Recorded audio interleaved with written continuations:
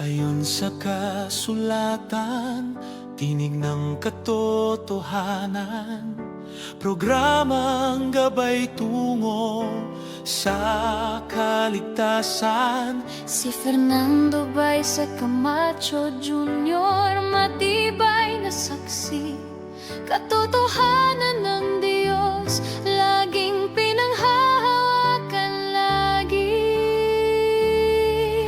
Sa bawat aral na kanyang binibigkas, liwanag ng langit sa puso ay bukas. Maling aral ay tinutuwid niya, pag-ibig ng Diyos Sa atin ay pinapakita. Ayon sa kasulatan, tayo ay pinapatatag. Sa bawat pahayag, tayo ay itinataguyod. Pagtatanggol ng pananampalataya, di umaatras. Salita ng Diyos ang sandata, apoy na naglalagablab. Ayon sa kasulatan, yan ang ating sigaw. Tinig ng katotohanan, umaalingaw-ngaw. Ang Diyos ang katotohanan, ito ang aming panata. Ayon sa kasulatan, buhay namin ay sa Kanya.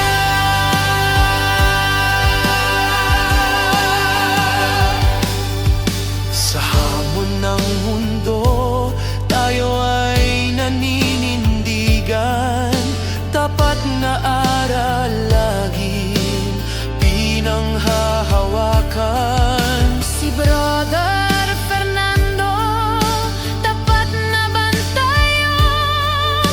Sa bawat salita, lakas ang naihahandog.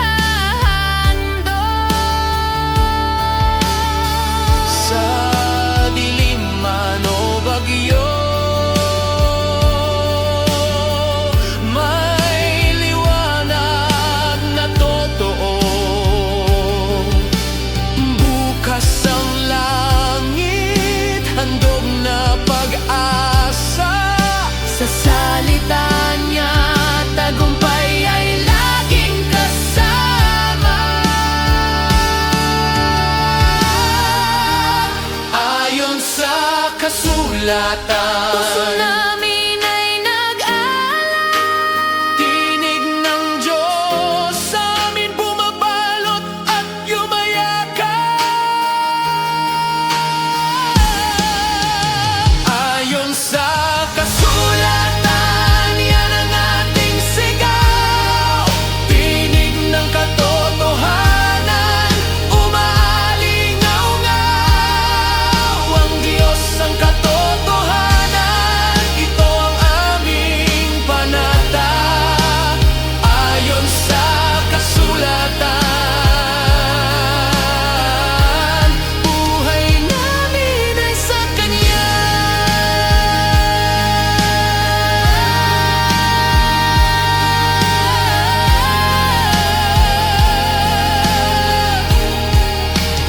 Ayon sa kasulatan, Laging magliliyab ang aming pananampalataya.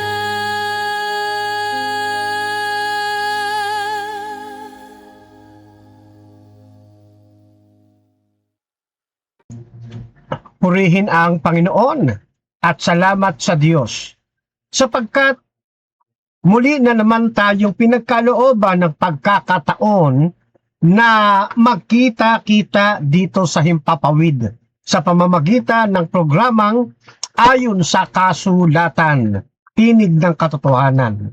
At patuloy po ninyo makakasama sa himpilang ito ang inyong malit na lingkod kay Kristo, Master Guide Fernando B. Camacho Jr. na kung saan ay patuloy na maghatid sa inyo ng mga katotohanan ng Diyos na may kinalaman sa mga usaping pang pananampalataya. At sa pagkakataon niyang ito, mga kapatid, mga kaibigan, ay tatalakay tayo ng isa sa mga katanungan sa atin tungkol dito sa One Voice 27, Mission for All. Yan. Ano daw ba ang ibig sabihin ng One Voice 27, Mission for All? Ito po ang bibigyan natin ng daan sa pagkakataon pong ito. Ayan. At syempre, bago po tayo dumako sa ating pong maikling pag-aaral ngayon, ipagkaloob muna natin ang pagkakataon upang tayo ay makapanalangin, humingin ng gabay sa ating pong Panginoong Diyos. Okay? Tayo po ay manalangin, mga kapatid. Isa pong karangalan, Amang Banal, na kayo po ay muli naming makasama sa mga ganitong uri ng pag-aaral na may kinalaman sa katotohanan ninyo. Ama, patnubayan niyo po ang mga guguguling mga oras at tanging hangarin po ng programang ito na kayo po ang patuloy na maluwalhati, kayo po ang patuloy na maparangalan. At maraming mga kaluluwa ang maibalik sa inyo pong piling. Muli po, bendisyon po na langit ang igawad mula sa programang ito hanggang sa mga mapapaabutan ng pag-aaral na ito. Dalangin din namin patawad sa aming pagkukulang pagkakasala sa pamamagitan po ng aming Panginoong Jesus. Ayan po, mga kapatid, at tulad po ng ating nabanggit, ano po, ay magkakaroon po tayo ng isang natatanging pagsagot, pag-uusap na may kinalaman po dito sa itinatanong sa atin na one voice. Yan. Ano nga ba ang one voice, mga kapatid, mga kaibigan? Para po doon sa mga hindi pa nakaalam ng mga kapatirang Adventist, ito na po yung pagkakataon natin na maunawaan kung ano nga ba itong One Voice 27 na siyang Mission for All. At para naman doon sa mga kaibigan natin, kaiba sa pananampalataya, ay maunawaan din po ninyo kung ano po ang misyon ng Seventh-day Adventist. At bakit po ito tinawag o pinangalanlan na One Voice 27? Alam natin na ang Seventh-day Adventist Church ay isang napakalaking global religious organization, lalo na sa panahong ito ng 2026. Kaya naman, mula sa iba't ibang mga bansa, iba't ibang mga wika at mga kultura ay mayroong naitatayo at naitatatag na mga local churches na mayroong mga signatures o mga natatanging pamamaraan ng pagsamba sa ating pong dakilang Diyos. Kaya nga itong atin pong pinag-uusapan ngayon na One Voice 27, Mission for All.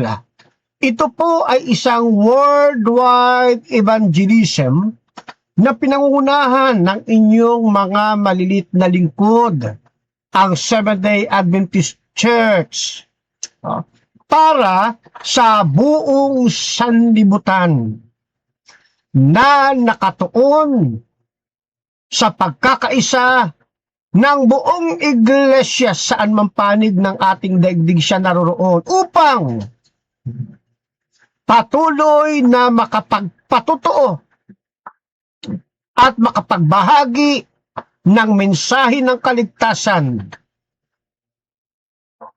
makapagbahagi ng mga tao upang sila ay mailapit kay Kristo sa ikapagkakaroon ng buhay na walang hanggan. Kung kaya't busy ang lahat ng mga local churches ministry para sa gawaing ito. Yan. Kung kaya't ang lahat ng mga pastors, mga kabataan, mga ina, mga health workers, mga musicians, mga church members at ang mismong church ay nakatuon sa iisang misyon. Ang ipangaral ang mensahe ng kaligtasan. Ang abutin ang bawat taong hindi pa nakakarinig ng mensahe ng tatlong sugong anghel na nasa aklat ng Apokalipsis. Magkaroon ng pag-asa, ng pagbabago sa kanilang mga buhay. Ito ang programa sa kasalukuyan ng Seventh-day Adventist Church. Kaya kung titignan ninyo yung page ng One Voice 27, Mission for All, makikita nyo ang nakalagay dyan ay katulad ng nasa screen. We are created to create. Ano ibig sabihin noon? Nilikha tayo upang lumikha. At ang sabi ng ating official One Voice 27 page, One Voice 27 is a global Seventh-day Adventist movement launching on September 4 to 6, 2026. Building towards, naputol ayos natin yan. Building towards a worldwide movement in September 2027, marking 2,000 years since the baptism of Jesus. Ayan. Ano sabi dito? Nilikha tayo upang lumikha. Ang One Voice 27 ika ay isang global o pandaigdigang kilusan ng Seventh-day Adventist Church na ilulunsad sa buwan ng Setyembre 4 hanggang 6. Malapit na po. Malapit na po. Ngayon po ay August 27, 2026. Araw po ngayon ng Huwebes. Ayan. Ilang araw na lang ay darating na ang Setyembre 4 hanggang 6. Ngayong taon ng 2026. Sabi nito, building toward a worldwide movement in September 2027. Ito daw pandaigdigang samahan ng Seventh-day Adventist Church na ilulunsad sa Setyembre 4 hanggang 6, 2026 bilang paghahanda para sa pandaigdigang kaganapan. Yan.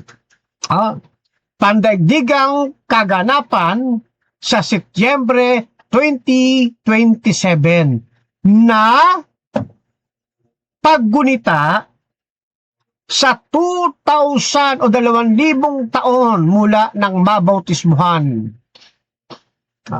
si Jesus Christ, ang ating Panginoong Hesus. Kaya yung pong 27 ay mayroong malalim na kahulugan. Saan tumutuko yung 27? 27 AD nang ang ating Panginoon ay nabautismuhan doon sa ilog ng Jordan sa pamamagitan ni John the Baptist. At sa pagpasok ng 2027, ngayong sa susunod na taon, ang sharing target ng atin pong pangangaral. Sabi nga rito, marking 2,000 years. Ito ay paggunita sa paggunita sa 2,000 taon ng pag-iral ng Ebanghelyo mula ng ating Panginoon ay mabautismuhan noong 27 AD. At ngayong 2027 ay ganap na ika-2,000 taon na ang nagdaan sa kasaysayan. Sabi pa rito, Jesus is the message. Ano daw ang message? Ng One Voice 27 na siyang mission ng lahat ng mga lokal na iglesia. Jesus is the message. Ang ating Panginoon ang siyang mensahe. One Voice 27 is a global movement marking 2,000 years since Jesus Christ's earthly ministry, calling believers everywhere to rediscover His life and teachings and proclaim His gospel across every digital form. Together, we unite for a global harvest on the 25th September 2027. Ano daw? Ang One Voice 27 ika ay isang pandaigdigang kinusan na nagmamarka sa 2,000 taon mula nang isagawa na Jesus ang kanyang ministeryo dito sa lupa. Inaanyayahan ika nito ang mga mananampalataya sa lahat ng panig ng atin pong daigdig na muling tuklasin ang kanyang buhay at mga aral at ipahayag ang kanyang ebanghelyo sa bawat digital platform. Sama-sama tayong nagkakaisa para sa isang global harvest o pandaigdigang pag-aani ng mga kaluluwa. Sorry. Kaya ang wika, sama-sama tayong magkaisa para sa isang misyon, para sa isang pandaigdigang pag-aani ng mga kaluluwa sa Setyembre 25, 2027. Ito po ay panawagan sa lahat po ng lokal na iglesia sa buong sanlibutan. Sabi pa dito sa ating official page, what is One Voice 27? A global Seventh-day Adventist movement uniting members in spiritual renewal, digital mission, Bible study, community service, and evangelism leading to a worldwide harvest in September 2027. Ang sabi rito, ano ika ang One Voice? Ang sagot, ito ay isang pandaigdigang kilusan ng Seventh-day Adventist Church na naglalayong pag-isahin ang mga miyembro sa spiritual na pagbabagong buhay, renewal, spiritual renewal, digital mission, ano pa, Bible study, pag-aaral ng Biblia, community service o paglilingkod sa komunidad at sa pangangaral ng Ebanghelyo bilang paghahanda tungo sa isang pandaigdigang pag-aani ng mga kaluluwa na tatanggap sa ating Panginoong Jesucristo. Ngayong buwan ng Setyembre 25, 2027. Yeah. Sapagkat mula noon hanggang ngayon, ay lubos nating pinahahalagahan ang Kapitulo 3, talatang 16, na siyang puso ng buong kasulatan, na kung saan binabanggit ang mga ganitong kataga. Sapagkat gayon na lamang ang pagsinta ng Diyos sa buong sanlibutan, na ibinigay niya ang kanyang bugtong na anak, upang ang sino mang sa kanya ay sumampalataya ay huwag mapahamak, kundi magkaroon ng buhay na walang hanggan. Kung paanong mahal ng Diyos ang buong sanlibutan, ganon din ang pagmamahal ng Seventh-day Adventist bilang mga anak ng Diyos sa mga iniibig ng ating Panginoon. Kung paano nararanasan ng Seventh-day Adventist at na-experience ang salvation na kanilang tinanggap mula sa Panginoon sa pamamagitan ng pananampalataya sa biyayang inialok ng ating Panginoon, ay ito rin ang ginugusto ng kabuuan ng Seventh-day Adventist na maranasan ng mga tao sa buong sanlibutan. Kung kaya't nabuo ang project, ang tema,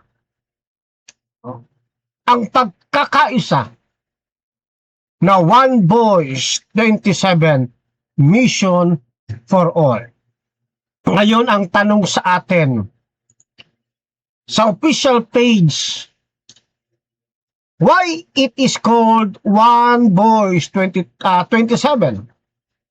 In reflect, speaking with one voice about our Savior, marking the 2000th anniversary of Jesus' baptism and the start of his ministry, of his earthly ministry in 2027. The focus is, on Jesus, not an organization.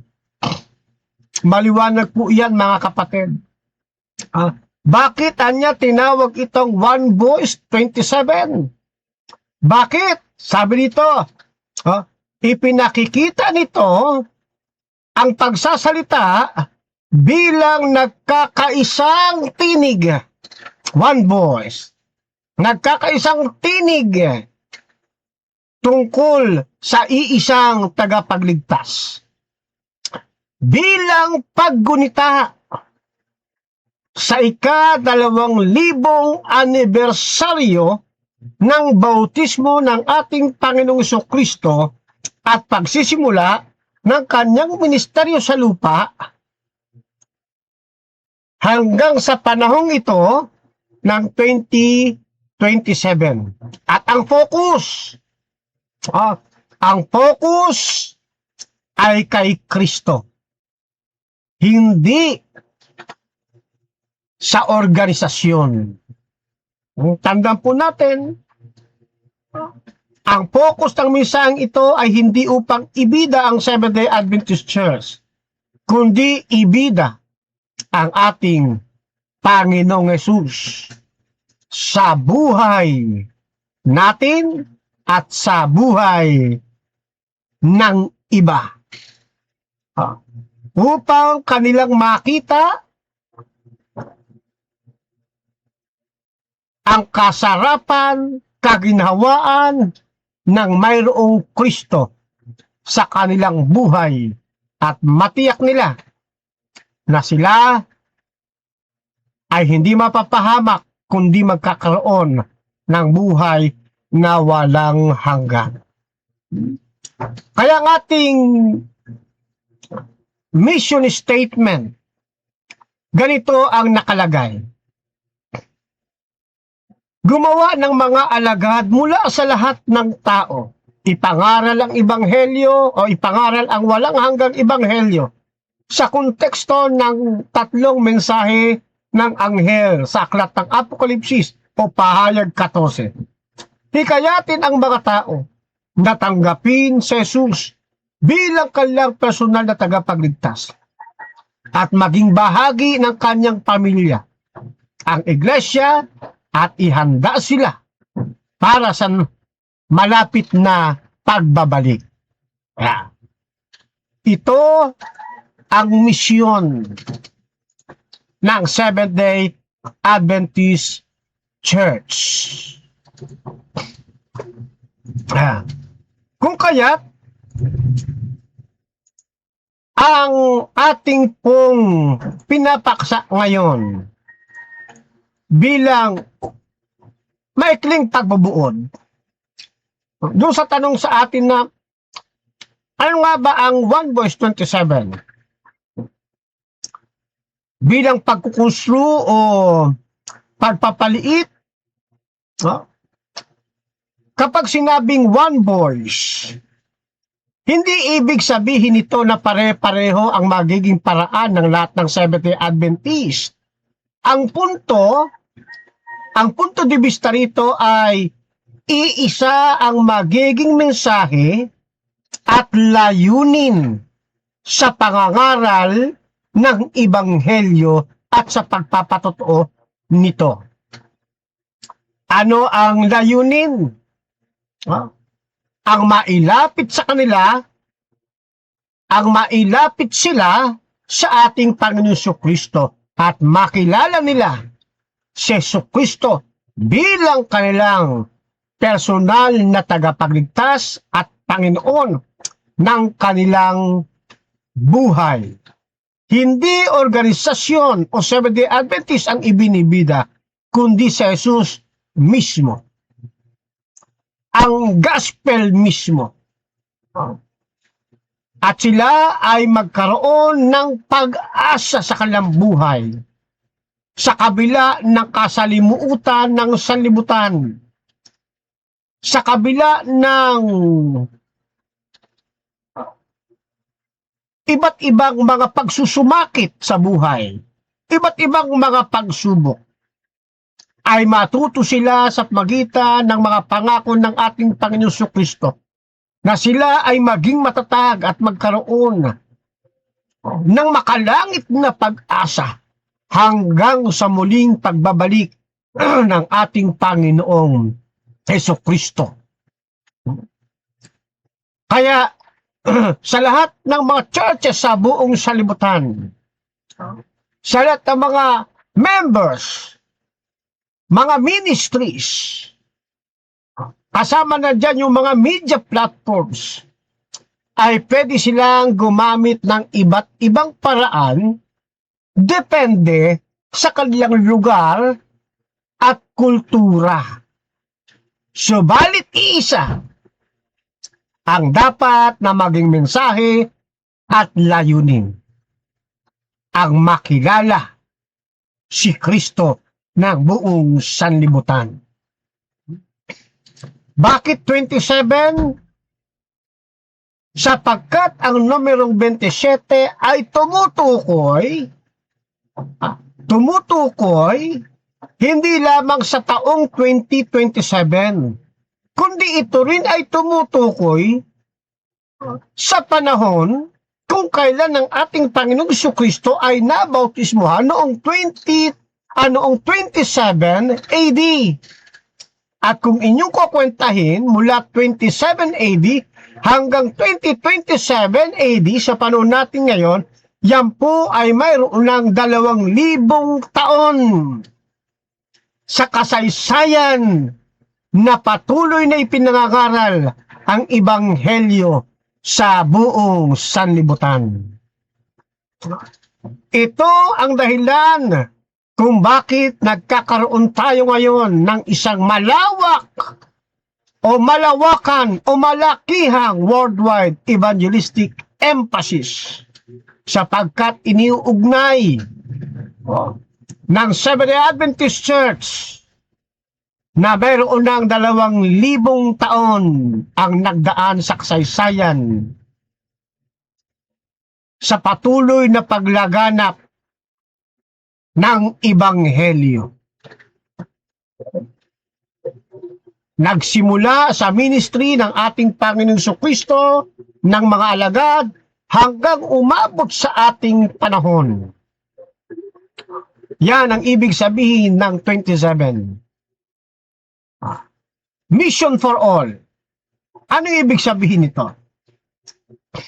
Ang mahalagang punto ng taguring ito ay hindi lang pastors, hindi lang elders, o mga evangelist, o yung mga missionaries ang mayroong misyon, kundi inaanyayahan ang lahat o ang bawat membro na magkaroon ng bahagi sa pangangaral at pagpapatotoo patungkol sa ating pong Panginoong Kristo. Nung mga nakaraan nating mga taon, hindi ba lagi nating narinig sa pagmiministeryo, ang wika, lahat kasali. Walang saling pusa. Lahat kasali. Mission for all. Kasama na rito yung iyong pakikipagkaibigan, witnessing, mga Bible studies, community outreach, literature, digital evangelism. Siyempre, pag pinag-usapan ng digital evangelism, andyan na yung social medias, mga videos, website, at iba pang mga digital platform katulad ng Ayon sa Kasulatan, Tinig ng Katotohanan, at iba pang paraan ng pagbabahagi ng pananampalataya upang makita nila ang katotohanan ng Diyos. Sa isang simpleng salita, ang mensahe ng One Voice 27,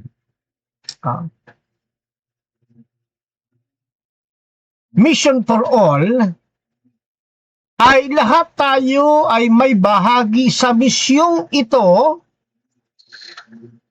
ng paglapit nila kay Kristo. Iisa ang ating magiging sentro, walang iba kundi ang ating Panginoong Hesus. At sama-sama natin siyang ibibida, ipakikilala sa buong sanlibutan. Upang katulad ng ating nararanasan ngayon, sa piling ng ating Panginoon ay maranasan din nila at magkaroon sila ng pag-asa sa buhay na walang hanggan. Kaya ang One Voice 27 ay hindi lang pangalan ng isang evangelistic program. Hindi lang ito basta isang title ng programa ng Seventh-day Adventist Church, kundi layunin nitong pag-isahin ang lahat ng mga churches, lahat ng mga local churches na patuloy na magpatotoo at maipangaral ang ating Panginoong Kristo. At tayo'y magkaisa sa pananalangin, sa spiritual preparation, sa evangelism, at paggamit ng media. Patungo o bilang paghanda sa isang malaking evangelistic emphasis na magaganap sa September 25, 2027. Ito po yung ating global launch. Nakatakda ito. Yung global launch natin, nakatakda po yan ay September 5, 2026. Kaya nasa preparation tayo ngayon, mobilization period, ang atin pong ginagawa sa kasalukuyan habang wala pa o paparating pa lamang yung September na tinatarget.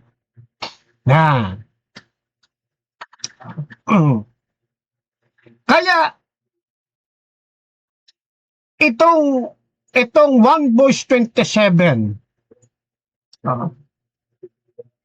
na isang public-facing team para sa evangelistic outreach natin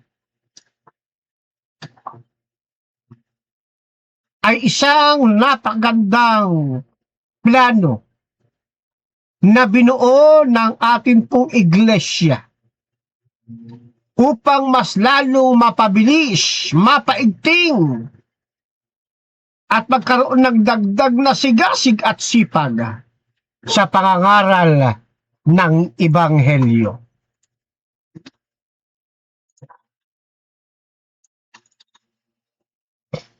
Kaya nga dito sa ating mga pangunahing gawain para sa One Voice 27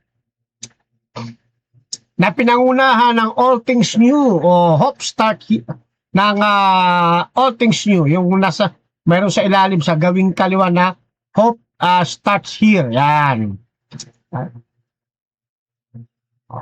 Merong pinakikita sa atin na 3 pangunahing gawain para sa One Voice 27 na sinasabi sa atin na tayo'y magkaisang kumilos, lubos na makilahok at gamitin ang bawat pagkakataon upang magbahagi ng pag-asa. Unang pangunahing gawain ay makiisa. Ibig sabihin, ang lahat ika ng mga lokal na iglesia ay hinihikayat na sila'y makilahok sa programang ito ng One Voice 27. Yan. Magkaisa-ika tayo bilang isang iglesia at isang tinig sa paghahayag ng mensahe. All things new. Hope starts here. Sabi rito. At ang ikalawang pangunahing gawain para sa One Voice 27, ang wika, sabay-sabay na pagpopost ng content. Yan. Hinihikayat ang lahat ng iglesia na i-share ang content o mga poster mula sa Hope Daily Facebook page sa kanilang church, Facebook pages at personal account. Ayun. Ito yung ikalawang pangunahing gawain. Tapos lalagyan po ninyo ng hashtags all things new. Ikatlong pangunahing gawain para sa One Voice 27 ay ito ika. Ang bawat lokal na iglesia ay dapat magdokumento ng kanilang One Voice 27 celebration sa pamamagitan ng mga larawan at video. Mula sa lokal na iglesia, ibibigay ito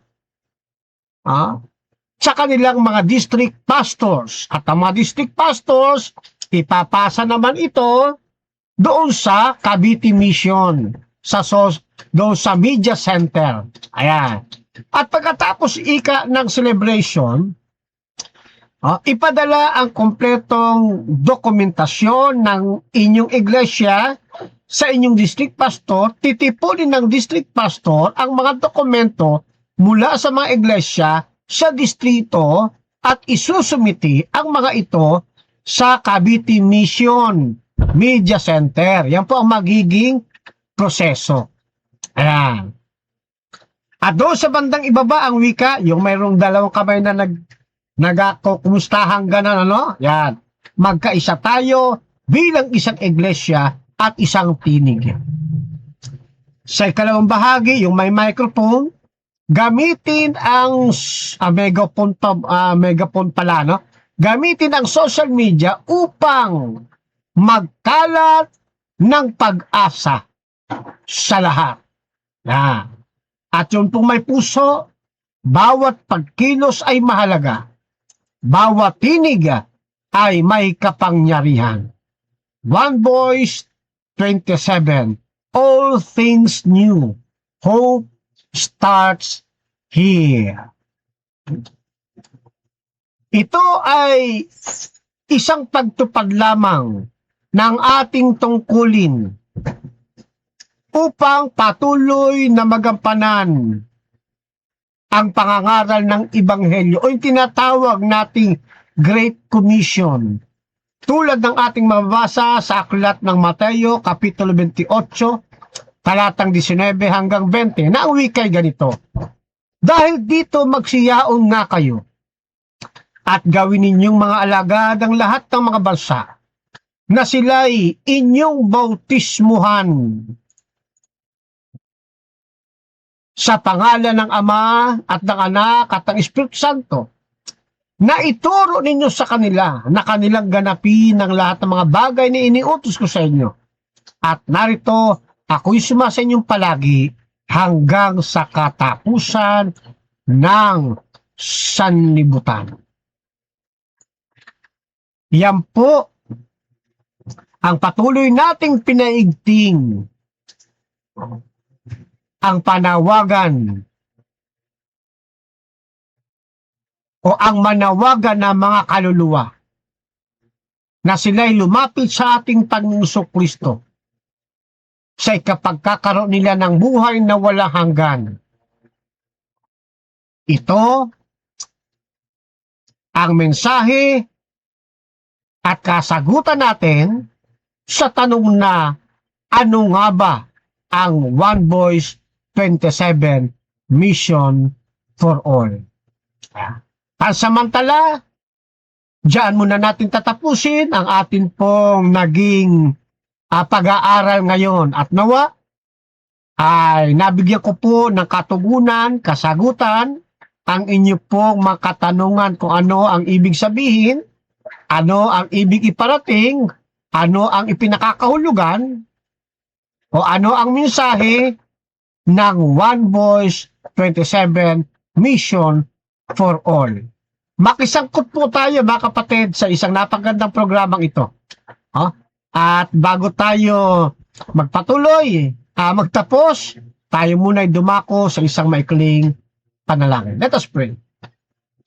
Salamat po ng marami, Amang Banal, sa pagkakataon muling ito na napag-usapan namin na pag-aralan ang inyo pong programa ngayong darating na Setyembre 2027. Hangad namin na patuloy niyong kilusin, gamitin ang inyong iglesia upang maraming makaluluwa ang magkaroon ng buhay na walang hanggan sa pamamagitan ng kanilang pagpili, pagsampalataya sa inyo pong kaisa-isang anak bilang kanilang personal na tagapagligtas at Panginoon ng kanilang buhay. Salamat po sa biyaya na patuloy na ipinagkakaloob sa bawat isa. Muli po, ibinabalik namin sa inyo, Ama, ang aming pong paglulahati, ang aming papuri sa pamamagitan po ng napakatamis na pangalan ng aming pong Panginoon Jesus. Amen. Alright, mga kapatid, muli po ay ipinagkakatiwala ko kayo sa mapagmahal na palad ng ating pong dakilang Diyos. Hasta la vista! Viva el Señor! Viva Adventista del Séptimo Día! Chokbok Hamnira! Mispa sa inyong lahat, mga kapatid. Shalom! Ito ang tinig na hindi mabibili, hindi matitinag, hindi mapapawi. Ito ang tinig ng katotohanan ayon sa kasulatan. Sa salita mo aming pinanghahawakan, liwanag sa dilim, gabay sa bawat daan. Hindi sa opinyon ng sanlibutan, kundi sa katotohanang nasa kasulatan.